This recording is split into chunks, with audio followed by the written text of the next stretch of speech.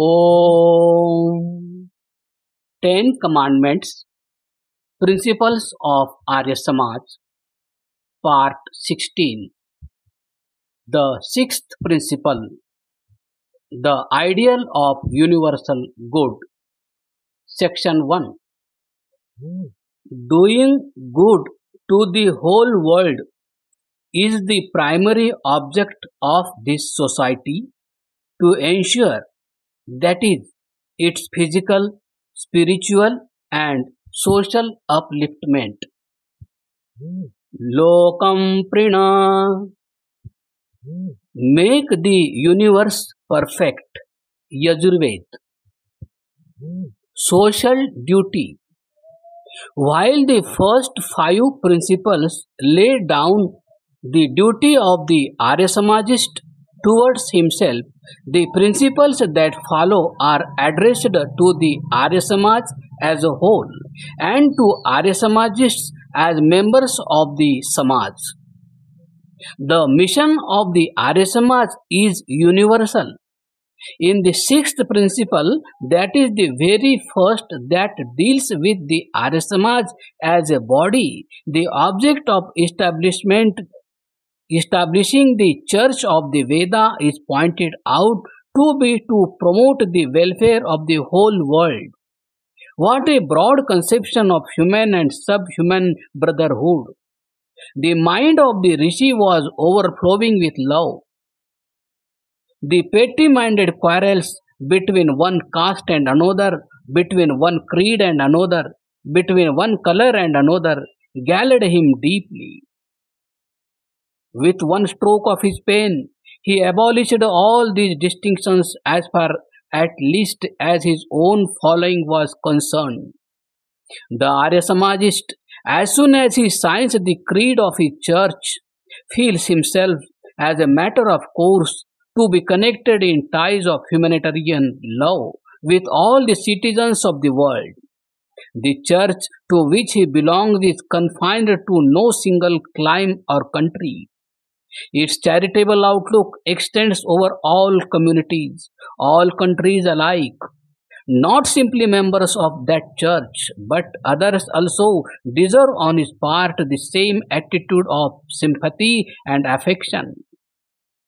The upakara of the Arya Samaj is for the whole samsar, not reserved for its members alone. And the least hesitancy of tone or expression in this principle may have crippled the very soul of the Arya Samaj, crippled its human outlook, confined its liberal universal program. In India, where for centuries sea voyage had been taboo, caste reigned in its most tyrannous poems, and untouchability and unapproachability were the order of the day. This broad-minded conception was novelty. It was an ingenious hit, a sally of the seer soul. The principle, as it is worded, is in its simplicity most perfect, something which it will always be impossible to improve upon. The humanitarian outlook can be no more broadened, the impetus to fraternity can go no further. Physical welfare. With his characteristic consensus, the founder of the Arya Samaj makes his idea of upkara, upliftment, definite. It is explained briefly as covering the physical, spiritual and social welfare of the world. Religions generally ignore the physical side of human growth. Some think this phase of life is mundane and therefore beneath the notice of heaven-born religion. Religion, they hold, should concern itself with the things of heaven alone. Our physical body is the vehicle of the spirit. It is its instrument, the very basis of its worldly and otherworldly activity. If that is deranged, the average spirit will not be able to live or work. Dayanand gives the weight of the body of both man and animal the foremost place in his religion. Charity should look after the physical needs of its recipients first.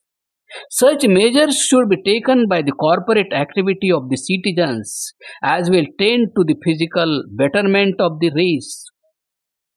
The extirpation of disease, the lowering of the death rate, and the popularization of the idea and methods of physical culture, the training of citizens in habits of clean living, etc., are items of social civic work to which every philanthropic society of men and women should address itself. To the Arya Samaj, these activities appeal as the first rung of the ladder to the terrestrial heaven which it aims at bringing into being. The Arya Samaj, after its brief career of social activity, has at its back in this behalf no mean record of social service. Many orphanages and widow homes stand to its credit. Many a famine, many an earthquake, many a flood has found the Arya Samajist busy rehabilitating its helpless work. The misery of a whole world requires the service of whole humanity. And what we are depicting today is the social ideal, not the actual achievements of the society or that. The achievement is only an infinitesimal part of what remains to be done. What is the soul? To understand what is meant by the welfare of the soul, it is necessary first to form an idea of what soul is. Every living being is a soul. Every soul is eternal, a distinct entity. It is neither evolved from God, nor will it evolve into God. All the intellectual activities of man and animal are due to it. As a matter of fact, psychic and physical phenomena belong to different planes between which there is nothing common.